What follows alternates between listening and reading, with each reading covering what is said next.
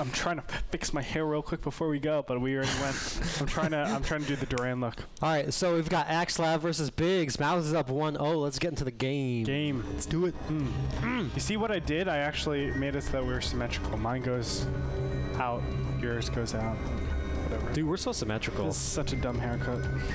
Yours? Yeah. Get a new one. Well, I am. It's gonna be for season 3. Oh, okay. And I also want to like put it back in like a ponytail. What? Yeah, no joke. What?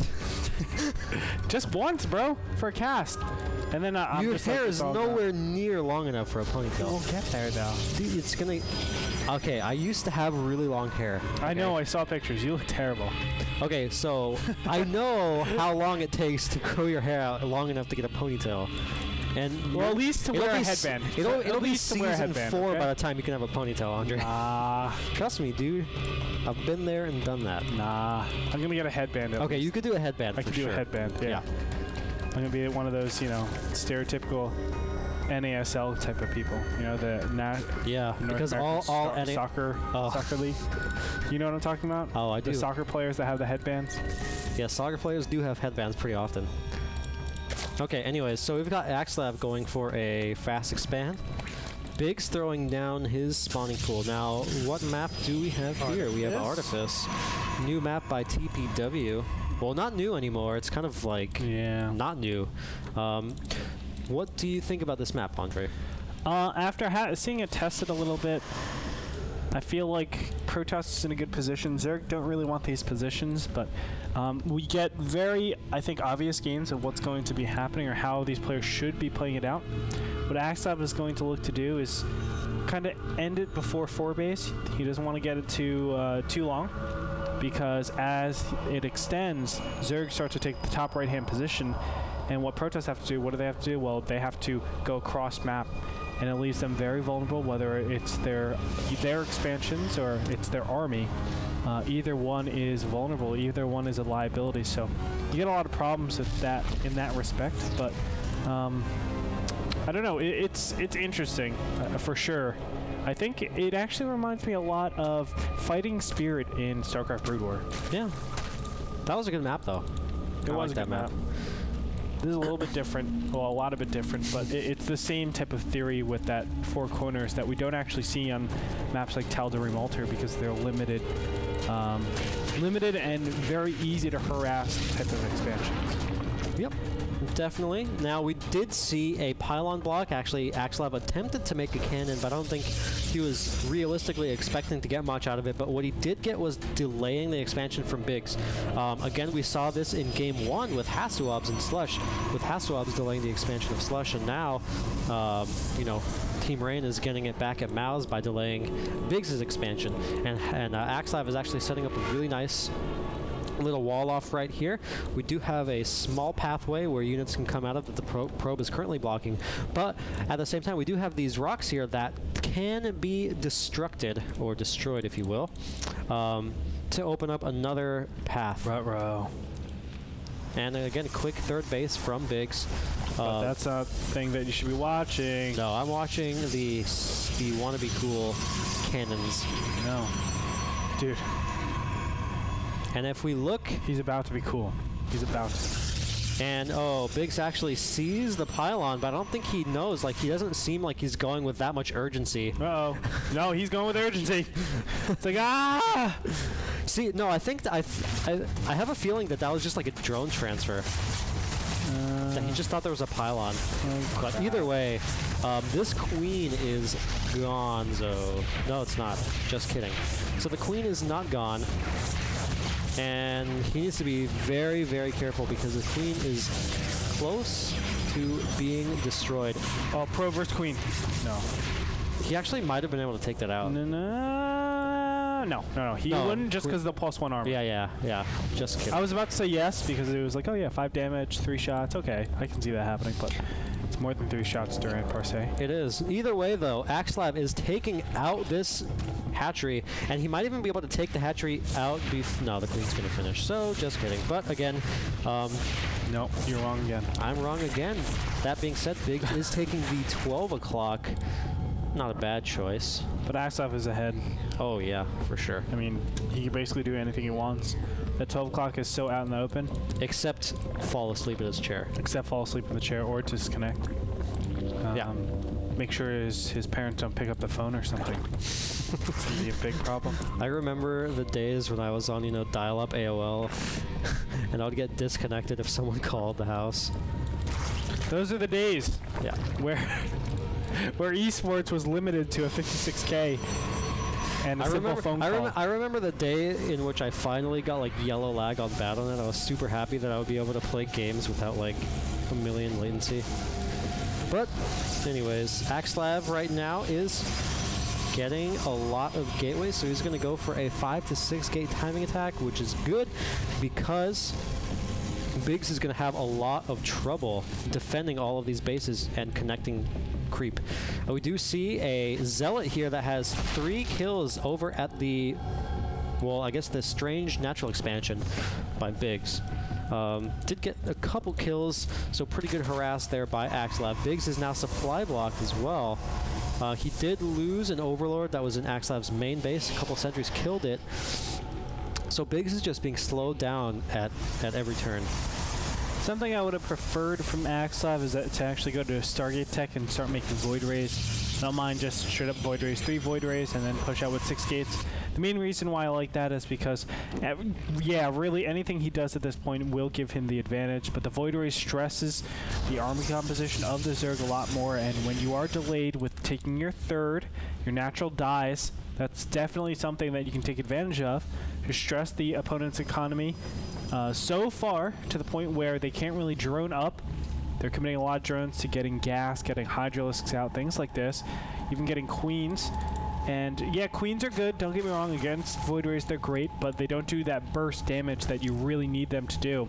And with the conjunction of those gateway units, Queens really don't stack up too well. I mean, they're not good like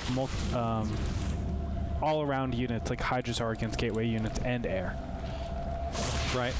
Now, we did see a couple Zealots getting warped in near the natural expansion of Biggs, but again, a couple Roaches did chase those off, so they didn't really do very much damage at all. And Axlav it seems like he should have more than what he does right now. Not entirely sure why I feel this way, but I do feel this way. So these cannons do get taken out now. Biggs is going to retake his natural expansion, but this is going to put him at 4 bases, which, as you said, is kind of the point where Protoss doesn't want to face Zerg when Zerg has 4 bases. And it's kind of strange how Axlav's early game kind of gifted this 4th base to Biggs, where he probably wouldn't have even been thinking about this 4th base for like 5 more minutes, but now he already has it. Yeah, it's still, I mean, he's still super vulnerable. This Biggs is taking an expansion. He's taking risks, and this is great. I mean, this is what you have to do to get back into this. Yep. Because losing that hatchery is pretty big. I mean, a lot of times when you're studying this as a pro player, it's just like, oh, okay, well, I lost in the beginning. I don't lose that. I don't lose that hatchery in the beginning stage, and I won't be faced with all these tough decisions later on. So you can definitely see Biggs is trying to do just this like little aggression. It's not actually real aggression. He's not looking to get anything done with this. He's just trying to create a narrative to his opponent saying, I'm looking like I can all in at this point, but really, I'm getting a hatchery behind this, so I will be droning that up as fast as possible, and hopefully he's saying, the Protoss, please stay defensive. Right. Yeah, I think that's the biggest thing. He's just kind of trying to play a little bit of a mind game with his opponent and sort of make him think he has more than he does. Because if Axlav attacks right now, if you look at the army compositions, I mean, Biggs does have a little bit more money invested into his army, but his composition is not nearly as good because of all these sentries and a couple of immortals. So Biggs just needs to be very, very careful. But that being said, if Axlav doesn't do something in the next couple of minutes, Biggs is going to get right back into the game because his 4-base economy is going to be super strong. Although Axlav does now have the 6 o'clock, his 3rd base secured. You know, it's actually very hard to materialize 4 bases. I do want to mention that. The only real thing you're going to get out of 4 bases is probably going to be that gas. Minerals, not really a big issue. Unless you're Terran, I think. You don't really get that much out of 4 bases in terms of mineral count, because I think to properly saturate everything, you need 64 drones just on minerals. Normally, you don't have that much. We most of the time see like 70 drones, something around there. Well, when you're at 3 bases, that is what is that? 18 drones being committed to. Yep. To what's it called? To gas? Well, right now, actually, Biggs has 15, like 21 drones on gas right now, and he only has 80 total.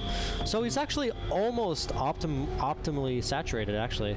But again, that's 80 drones right now is a pretty big investment into economy. Sure. Meanwhile, we do see a small counter that is going to get forwarded pretty easily at the 3rd base of Axlab. Lots of Zerglings are going to get taken out here, and it's kind of a useless trade. He's only getting 1 cannon. Didn't even kill any units in this exchange. So, oh yeah, we have a second counterattack going at the natural expansion of Axlab. Nice fungals and a couple infested Terrans getting thrown down. Nice force fields there by Axlab. He is going to section off a couple of those infestors. And Biggs actually does not have Burrow either, just like Slush didn't have it in game 1.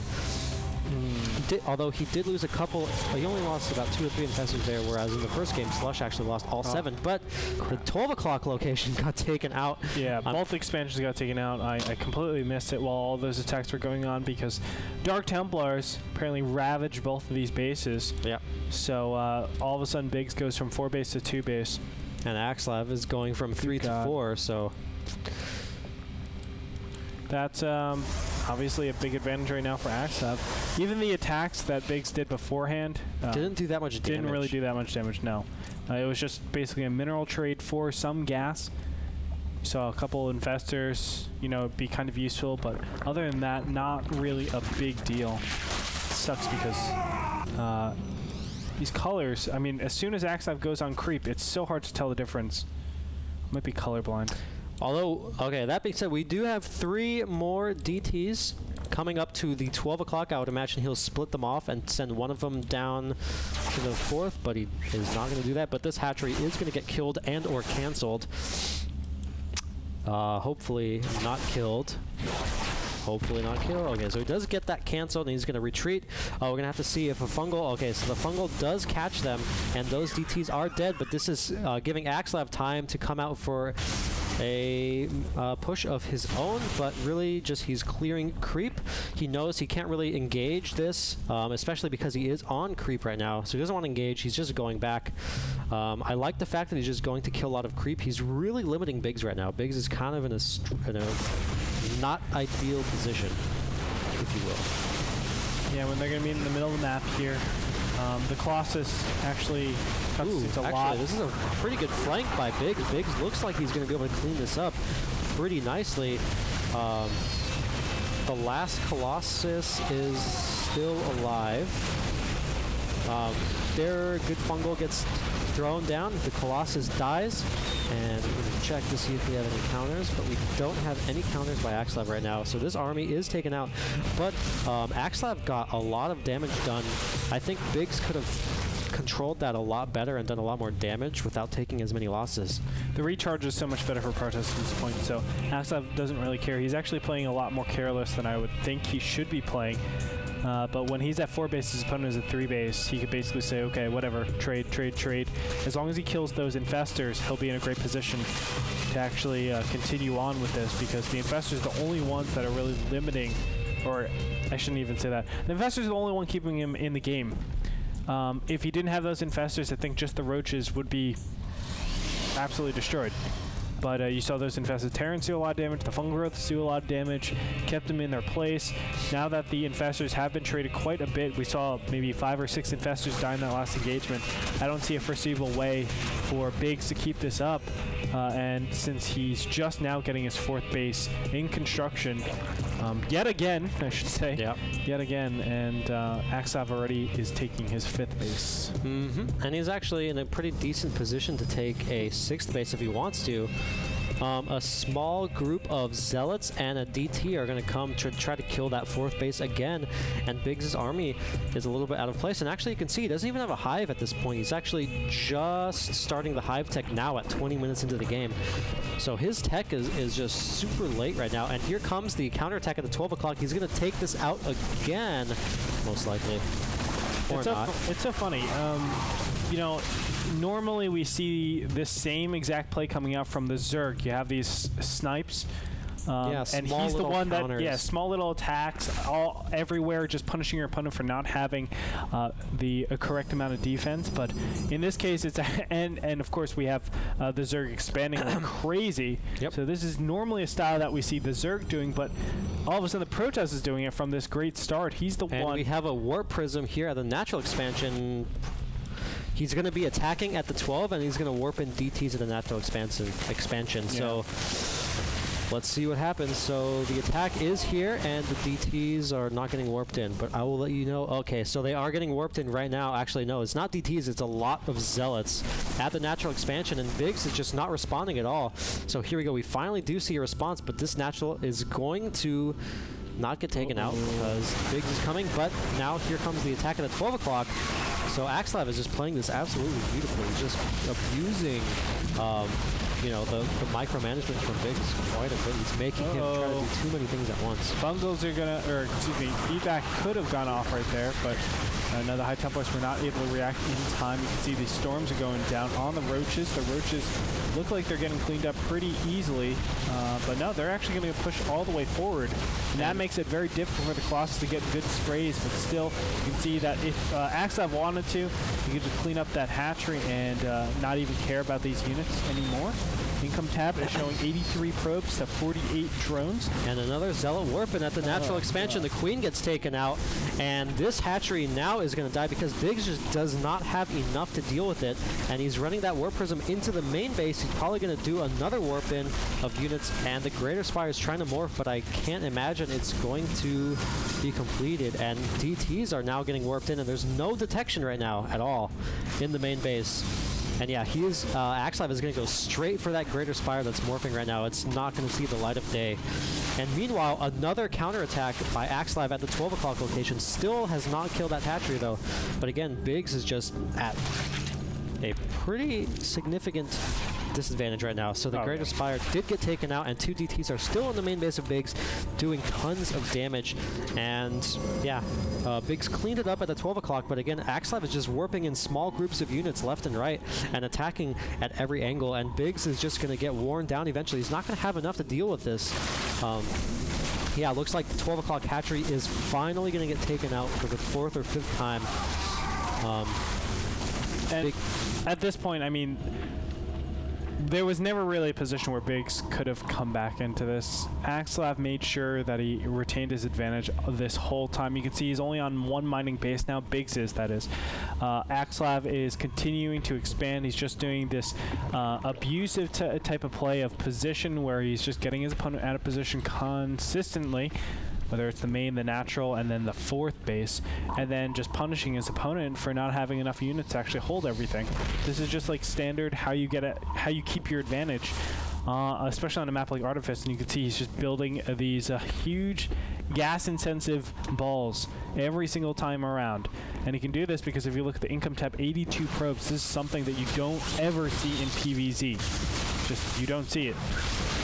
And good micro actually keeps his one Archon, his weakened Archon, alive. So he's going to live to see another day. Axelav is a very strong player. Biggs is trying to retake this 12 o'clock again, trying to retake his natural expansion again. Now Biggs is in a position where he's kind of having to defend every single location because of how much Axelav has threatened him throughout the game. And we did see that Warp Prism try to get in, but Biggs now does have Corruptors, so he's going to be able to thwart that. And another big warp in here at the 1 o'clock location from Axelav. Lots of Archons and units being warped in. Axelav is looking like he's going to go in for a final attack. And at this point, you know, he's worn down Biggs' army so much. He's only got 22 Roaches and 5 Infestors versus, you know, 180 supply from Axelav. And here comes an attack at the 12 o'clock. He's going to take this hatchery out for the 6th time. and Biggs just cannot catch a break in this game. No response. And with that Archon count, because there's another warp in at the natural expansion of DTs, and there's no detection. There's still no detection for some reason. I'm going to take out the Queen, easy peasy. The infestation pit gets taken out as well. And this is going to be it. I mean, basically, and we do have DTs saying, again at the natural expansion, but there's still nothing to see these DTs. Oh, there they are. Overseers are over there, but Axlav is basically saying, get out of my game right now. He could have pushed in at any time he wanted to. And he's just waiting until he has like the most amazing composition. He's getting, he's waiting for his level 3 shields. And as soon as level 3 shields hits, he'll push out and do this timing attack. Yeah, this is a 3-3-3 timing, 28-minute timing. The Greater Spire is getting taken out. It finally completes, and 3 Broodlords are morphing, but it's going to be too little too late for Biggs, and Axlav is literally just running circles around him. And these Templars are probably going to get some pretty good storms off, and one gets taken out, a second one gets taken out, and the third one does get taken out, so none of these Broodlords even have a chance to complete. And Neural Parasites are going down, but again, not enough, and Biggs GG's.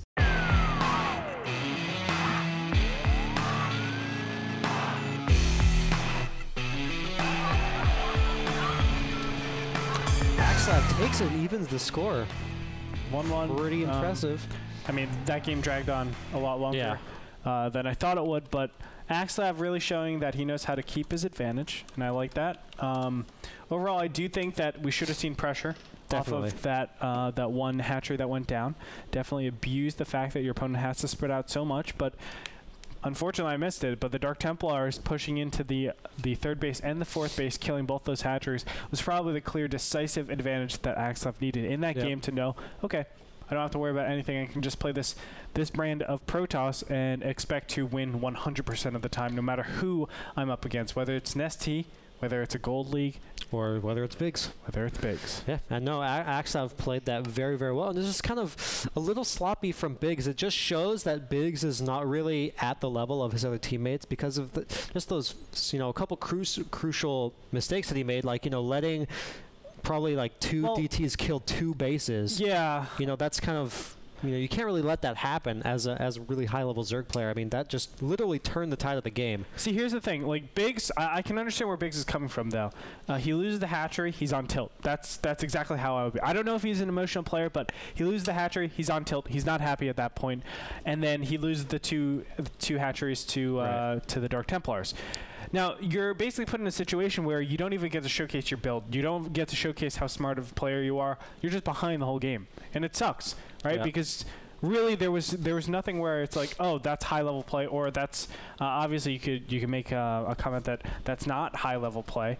But we can't say that, like, we got to see Biggs' style that game. Yeah, we didn't really see anything. That was just like X-Zerg. It doesn't matter. We didn't get to see anything that Biggs was actually capable of because he was so far behind throughout the whole game. Yeah, and he kind of just had to kind of freestyle at that point because his build got thrown off so much.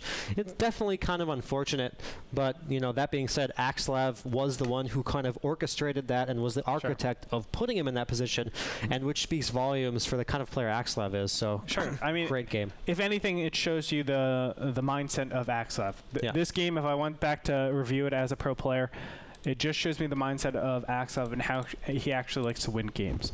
So maybe I would take a little bit from that, but it's really hard to actually tell anything from this particular game. That being said, as you said, ties up the series. We're going to go into Game 3 right now between Mouz and team formerly known as Rain. So stay tuned, ladies and gentlemen. We'll be back after the break.